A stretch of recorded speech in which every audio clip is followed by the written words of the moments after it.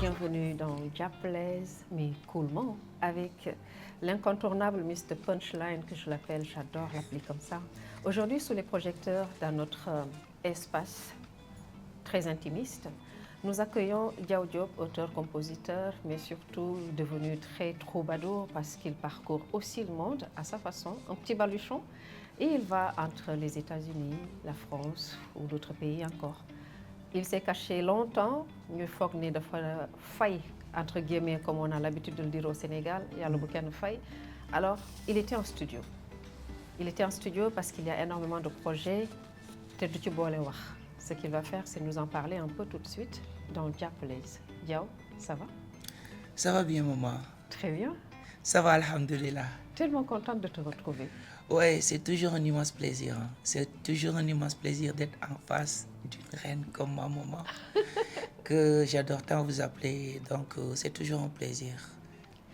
Le plaisir, il va aussi se partager avec les internautes de BP Actu, de Eric Favre TV, avec le monde entier, parce que digitaliser la musique aussi a ses normes. Normes yooyu tey dem nga un peu partout di xool naka la feneen andiwaat ko ci sa réew toggee ko yow ni mu la neexee defee ko à ta manière comme disait Dalida à ma manière. Eh bien à la manière Diao Diop lan mooy la nouveauté man xam naa mais ñi nga bëgg ñu xamoon la nouveauté génn na ba noppi. Bon, tout d'abord, je suis vraiment content, comme je le disais tantôt, et j'en profite pour saluer tout ce beau monde qui nous regarde à travers cette chaîne. BP Actu. BP Actu. Donc, di wax ni contentement la encore une fois jàkkaarloog yow contentement la am opportunité ak occasion pour échanger avec le public, avec les gens ñi nga xamante ni ñoom ñoo ñu bëgg. Donc voilà, l'actualité pour le moment, comme vous l'avez si bien dit, c'est le projet bi nga xamante ni moom lañ doon nekk di liggéey boobu léegi et comme ni ko ñëpp xamee ça fait pratiquement 2 années yoo xamante ni on n'était pas trop présent sur la scène musicale et li ko waraloon du dara juste après 5 ans de carrière fallait concrétiser avec quelque chose. On a balancé des singles et là on s'était dit que c'était le moment de présenter des projets et tey looloo waral ñu teewaat ñu gisaat ñu génnee le nouveau bébé Jannatu pour donner la couleur de l'album Nafio.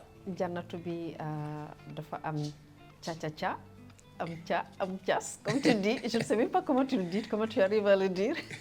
Moi, je préfère te laisser ça. Ce confort dans lequel tu es, tu n'as pas choisi n'importe qui pour accompagner dans cette réalisation single bi Jannatu. Tu l'as fait avec ton frère, ton ami et un artiste aussi passionné que toi. Muy Wally Ballago Seck. mu nekk pour man yéen ñaar vous êtes liés par l'héritage culturel, humain, mais surtout l'ambition de pousser la musique plus loin. Pourquoi nga toog aussi longtemps doog a def duo ak Wally et comment c'est arrivé? La curiosité bien saine de notre question. Bon, je me dis que c'est arrivé naturellement et comme je l'ai dit, après plusieurs singles, et il fallait qu'on concrétise avec un projet. Donc, qui de mieux sur un projet d'avoir comme Wally Seck, qui est un frère, comme vous l'avez si bien dit, mais qui est incontournable dans la musique sénégalaise, qui fait partie des figures de la musique sénégalaise en ce moment. Donc, par rapport à ce projet, d'ailleurs, dimension, on a jugé nécessaire d'avoir des collaborations avec pointures humaines. Et comme mbëggeel nekk na loo xamante ni c'est quelqu'un boo xamante ni il est humainement c'est quelqu'un de très ouvert mais humainement c'est quelqu'un boo xamante ni il est généreux et qui parle de générosité parle d'un bon cœur et qui parle du cœur parle de l'amour. Donc je pense que c'était la personne idéale par rapport à ce projet. Et est-ce qu'il y a une personne idéale à laquelle tu as pensé en faisant Jannatu? Bon, d'habitude, moi je dis la vie c'est l'amour. On m'a posé des questions. Est-ce que c'est perso? Est-ce que c'est ci? Est-ce que c'est là? Loin de moi la curiosité malsaine. Ouais, ma Jannatu, elle est là. Sama Jannatu, et j'en profite pour dire que ben coucou donc sama jannatu. Donc laissez-le tranquille, mon fiston, il a sa jannatu déjà. Ouais, am naa sama jannatu que je salue au passage depuis les États-Unis. Cool. Donc tey on a collaboré sur ce morceau et c'est venu naturellement parce que tey comme ni mu ko waxee au-delà même de notre collaboration il me demandait même ne ma Diaw il faut que tu t'ouvres, il faut que nga def collaboration ak diw, il faut que nga def collaboration ak diw. Donc conseillement naturellement ba pare il a même pas hésité ubbi ay contact ne ma wool diw il faut que nga def saal yi wan ma carrément avec benn générosité boo xamante ni da nga xam ni kii daf la yéene. nga la xalal yoon. Voilà et c'est ce que je dis que ni tey ñëpp bu ñu amoon idéologie bi mu am la musique sénégalaise allait gagner plus parce que lu benn nit mën ñaar ñoo ko daax et c'est avec les collaborations qu'on arrive à être soudés et que bu ñu soudés dañuy am doole boo xamante ni la musique sénégalaise la culture en général va y gagner. Aujourd'hui fan la scène artistique musicale bu Sénégal toll à ton avis. Je pense qu'il y a beaucoup de travail. Évolué na mais je me dis qu'il y a encore beaucoup de travail parce que j'ai eu la chance par exemple de sortir un peu donc que ça soit muy nga dem ci Asie que ça soit tu pars en Europe que ça soit nga dem États-Unis fu ma ci mënti dem rek da nga gis ni tey am na ay jéego yu bari yu ñu war a mën a dolli de par la direction musicale. Donc les artistes tey da nga gis ni ça fait longtemps bi ñu gëjee am benn major bu mën a ñëw signer un artiste sénégalais et donc ça se voit que ni am na liggéey bu ñu war a gën a def alors que tey marché bi mu ngi ñëw Afrique. Donc eux ils le savent et ils sont en train de tout faire pour venir s'installer en Afrique. Donc je me dis que tey on doit plus œuvrer dans la direction où les artistes sénégalais vont tourner dans d'autres endroits, d'autres pays autres que la Gambie. Frôler d'autres scènes internationales. Exactly, autres que la Gambie et la Mauritanie. Et mais loolu collaboration daf koy def da koy dooleel. Collaboration da koy def, direction musicale da koy def parce qu'il faut qu'on accepte de s'ouvrir parce qu'on parle de mondialisation. Donc la musique dépasse les frontières. Il faut que nous, artistes sénégalais, quand on commence à composer maintenant, on commence à composer en pensant à un autre public que pas simplement au public sénégalais. Un plus large public. Un plus large public. Importer, exporter, tout est dans la musique. Exactly.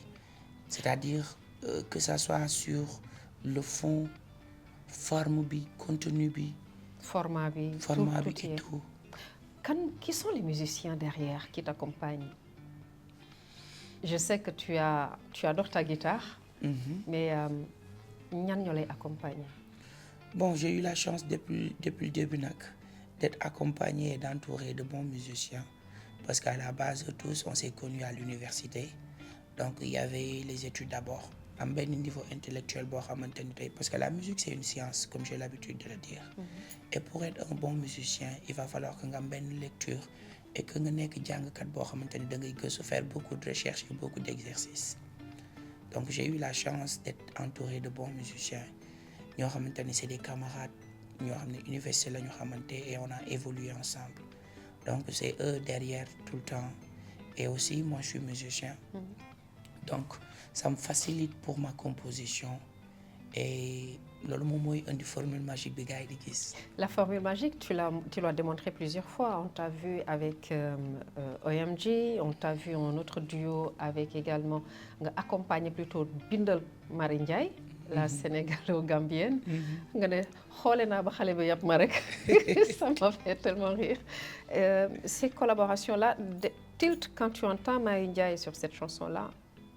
C'est ta touche qu'on reconnaît tout de suite. Il n'y avait même pas besoin de savoir. Pour moi, la musique, dafa soxla collaboration. On a besoin d'ouverture. On a besoin de collaborer entre nous. Parce qu'on partage le même public. Et pour que nous ayons une force, il faut qu'on se donne de la force. Et pour moi, la musique, c'est un partage. C'est le partage. Ba ci la composition, la base. Da nga gis un instrumentiste qui vient, qui guitare les jouer, qui joue batterie. Et c'est cette composition qui fait qu'on arrive à avoir la musique. Donc moi je suis toujours open ne serait-ce que par exemple peut-être am na ñeneen ñoo xamul mais y a même d'autres artistes yoo xamante ni je compose et j'écris pour eux. Oui. ay tubes yoo xamante ni ñun ñi peut-être xam nañ ko et ils ne savent pas que man maa nekk derrière. Moi, je sais, vous ne savez pas. Alors pour ça, il faut faire des recherches. Il faut Ouais. aussi, si tu ne trouves pas dans ces recherches-là, moi, je préfère qu'on appelle l'artiste, qu'on lui demande. Est-ce que ce n'est pas le moment justement pour man bokk samay naataango laa leen mën a woowee mes collègues mes camarades mais ñuy di gën di gëstu di xool lan mooy kan mooy artiste bi xool trajectoire am di suivre les infos parce que le net il est là pour tout le monde finalement. C'est vrai que c'est pas galvanisant pour un artiste ou qui que ça puisse être nga invité ko di ko laaj moom mooy kan. C'est à la limite c'est même décevant. C'est frustrant et ça ne glorifie pas le métier. Bon ça se voit que tey mooy comme ni ma la wax et je me dis que tey dama am benn phrase bu may wax bu ma sa maam doon wax ci samay way et incha allah dinañ ko découvrir sur l'album dama ni ba may ndaw lañ ma ni woon jàngal ngir nga xam jàngal bu baax ngir màgg xam xamale. soo màggee am xam-xam mooy indi mën-mën mooy dooni am. Absolument, je suis d'accord. Donc c'est la connaissance la base de toute chose et dans n'importe quel métier. ba suñu diine dañ naan la booy ji ak wuti ji xam-xam demal jàngal xam-xam ba Chine. danaa la dem Iqra. jàngal ba pare. jàngal ba noppi bu ñu jàngee loolu ba noppi album bi donc mu ngi ci ay de bonnes mains fan la ñuy defee arrangement yi. fan la ñuy defee mastering bi fan la ñuy moi je suis curieuse de ça en fait parce que ça c'est ça le travail qui porte le produit. Tu peux écrire, composer tes mélodies, faire tes textes mais pour dugal ko ci les bacs à glace ba mu jàpp teggi lii yokk lii wàññi lii delluwaat studio reprendre sax benn son boo xam ne xaj moom nga waroon def le premier single de l'album nga toogaat ne on change nañ defaat dernier morceau wu album bi nga jël ko ëlbati ko def ko le deuxième ou le premier single wala nga décidé damay génne un single ba yàgg nga def 3 singles le temps que album bi pare loolu yëpp orchestration boobu moi je suis friande de ça. C'est pourquoi je t'arrête en face de toi c'est-à-dire tu motives la personne à travailler encore et encore et da nga xam li ngay def science la et c'est ce genre de questions qui nous manquent tey boo demee ci plateau.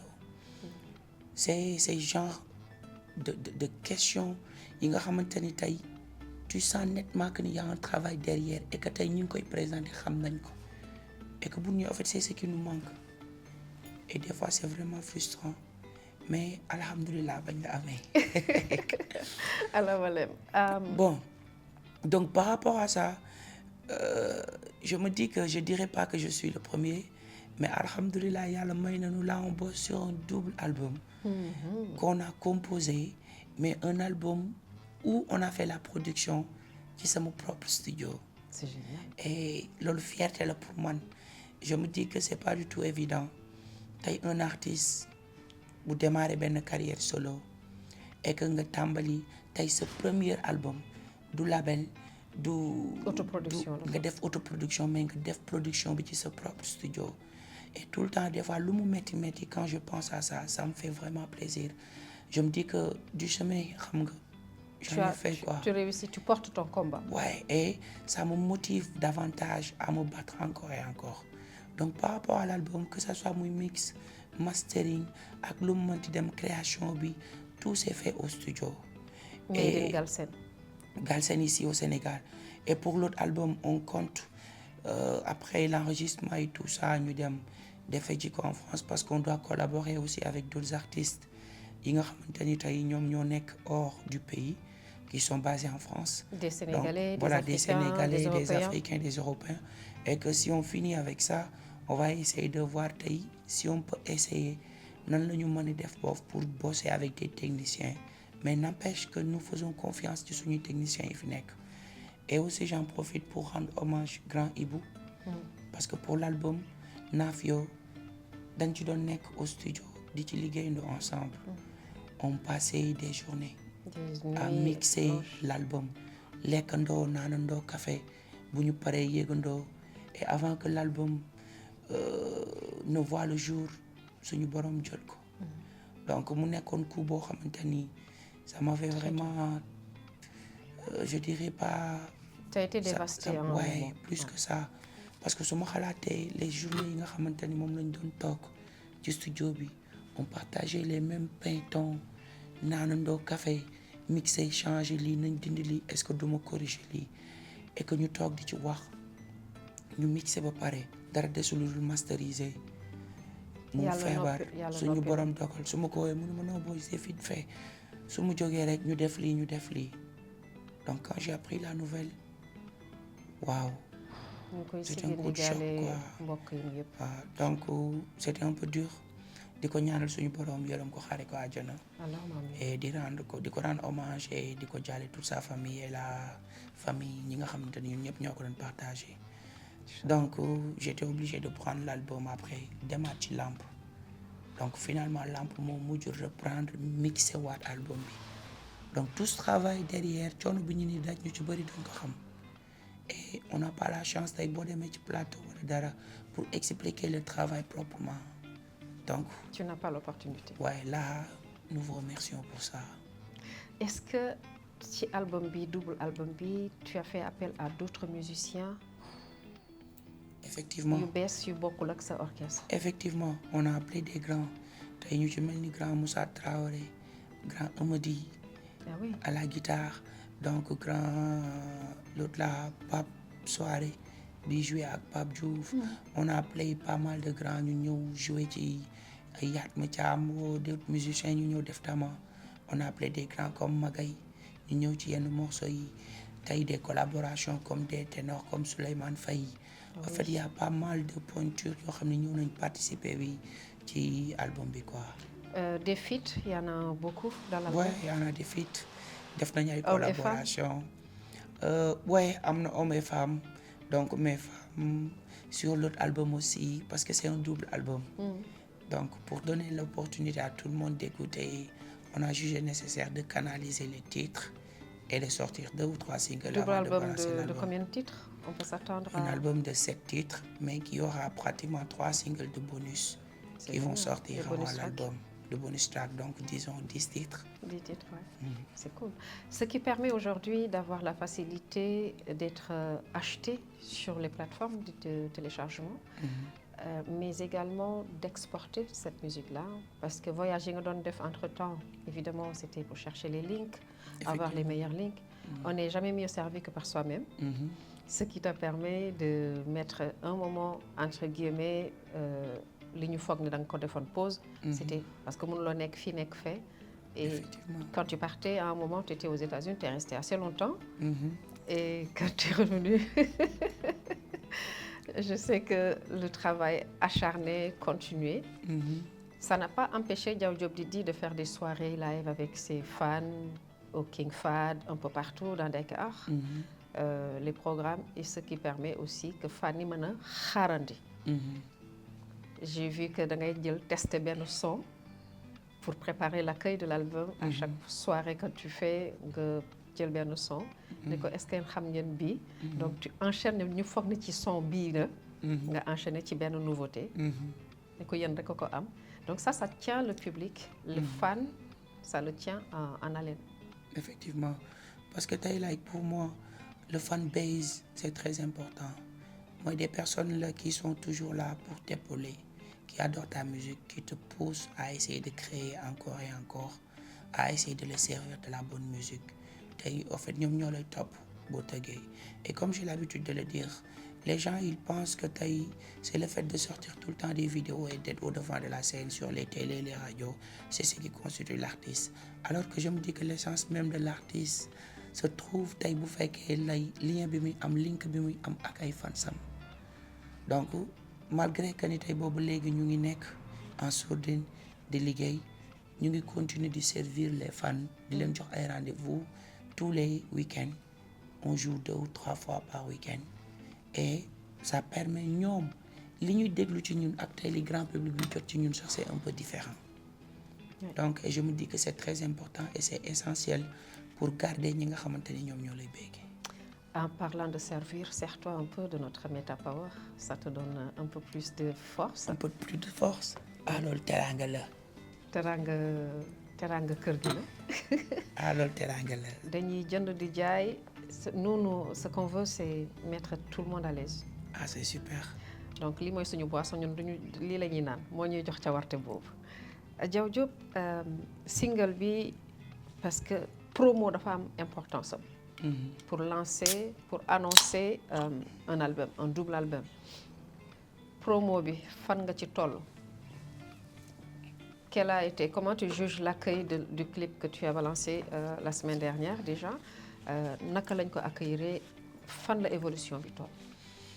Bon, je me dis que tey comme ni nga ko wax promo c'est très important pour un artiste parce que moom loolu lay wax ni phase la tey boo tollee ci composition création tey boo demee ba defar ba pare ba def production bi après tu as un produit et un produit c'est destiné à la vente.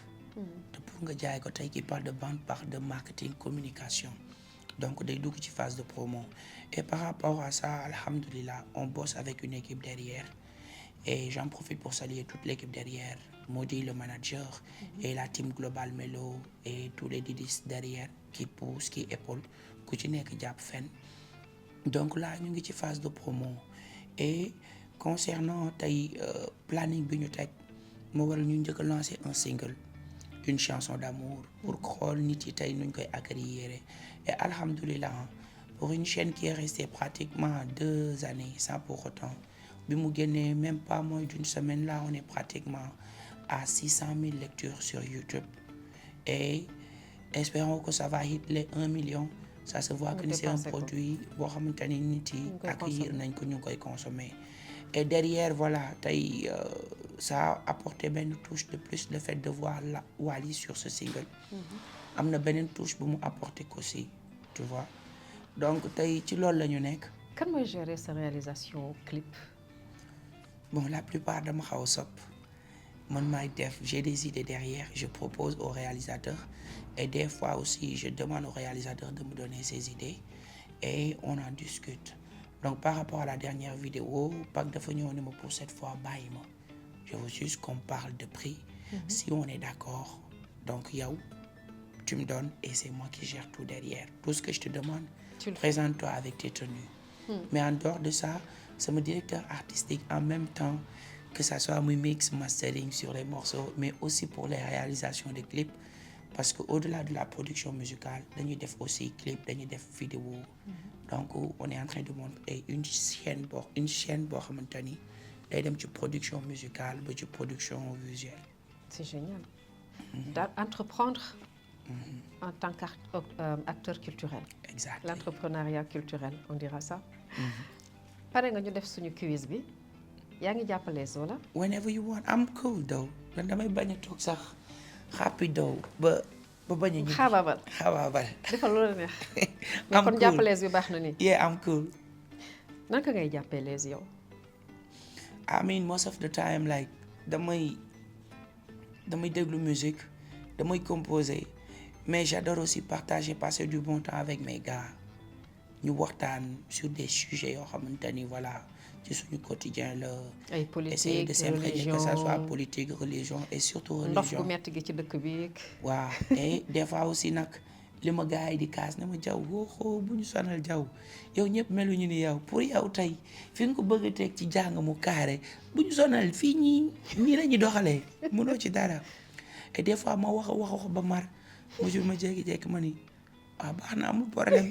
àdduna amul solo. àdduna amul solo parce que au final da ngay xam ne il faut accepter la différence de tout un chacun quoi tu vois. Les différences font le meilleur cocktail. Exactement. Façon de réussite cocktail molotov la daal baax na. mooy tax sax àdduna mën a possible sur terre. on est jamais same person donc foog muy am ay différence. exact léegi différence bi nag day nekk ci jàppalees bi le ni oui ni non. J'adore ce moment-là parce que damay bëgg di daaneel gars yi. mais tubaab bi rek la bu ma neexee ma wax waaw. amuloo droit wax waaw parce que dama koy wax ci olof dañ koy jàppalees moom ni oui ni non du waaw du déet déet. waaye nag doo taxaw ci benn phrase rek yem ci de wala benn mot rek bañ a avancer waxtaan mais bi su rek ma day neexee ma ni déedéet doo ko wax de fan nag. déedéet boo ko defee rek daanu Okay, but I can say yes or no. non lépp luy niroog yes oui ñett non lépp loo xam ne daal mooy waaw ci langue boo ko waxee daanu ko te yow xam nga man xam naa déggante nañ langue yi déggante nañ Même bu ma ko waxee ci séeréer. Diaw Ah, je peux dire naaga yo. naaga yoo doo ko fi naaga yooyee non ala moom doo ko fi def Okay, let's go. tu es prêt I'm ready. pare nga I'm ready. non tontu ma ci li may wax donc su ma làkk bu ma la làkk rek foog nga may tontoo Pare naa. Diaw pare nga Yaay booy pare naa. yàgg na yaa ngi jàppale Yàgg na maa ngi cool. Diaw single bi génn na Yaay booy single bi génn na. kañ nga ko génne Yaay booy yàggul. Kañ Je la pense que def na 2 semaines. 2 semaines rek 2 semaines rek yaay booy.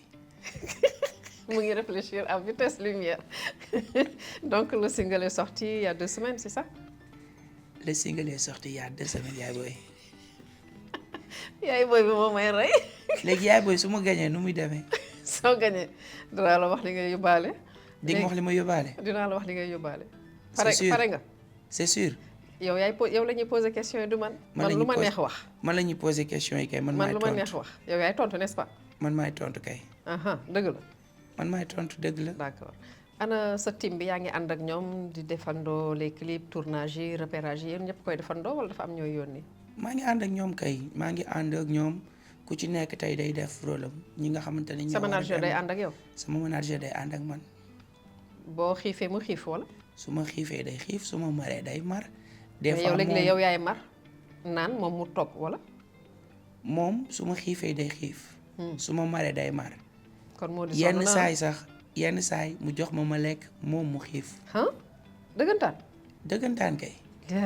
kon moo di garaaw na Jàmbaar la. jàmbaar la de ah Jàmbaar la kay. non il est fort ah moo di Il est très fort. n'est-ce pas N'est-ce pas? Il est très fort. non xale bi neexuma dag maa bëgg a tenir tête ni Yaay man ndaanaan la.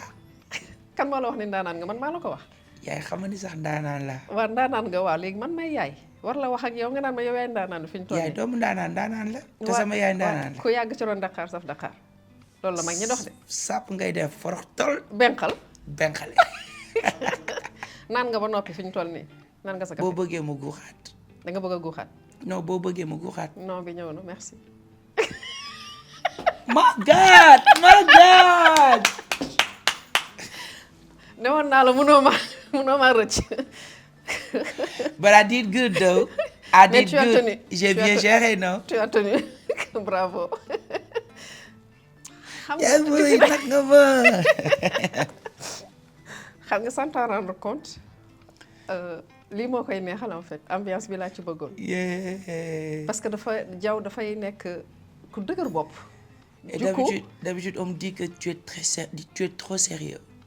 Bàyyi loolu man. da nga sérieux trop waaw kon yow sérieusement c'est qu'à Didi non. Les gens ne connaissent pas tey man facette neex bi nekk ci man. xamuñu loolu Man ñi ma jàngandool école.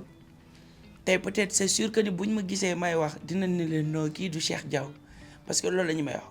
Bi ma nekkee parce que man li ma doon gën a neex mooy tout le temps su ma ñëwee ci classe bi créer ambiance ñun ñi kaf ñun ñi reetaan mais tey sénégalais yu bari xamaguñu man sama neex.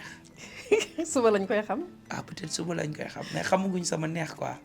comme waxtu baa ngi ñuy waaj a dab benn Michael Schumacher la wala benn Usain Bolt la le temps donc double album bi kañ nga ko bëgg a prévoir fi ñu toll nii Bon là dañu bëggoon génnendoo ñaari album yëpp mais après concertation avec l'équipe on s'est dit on sort d'abord Nafio.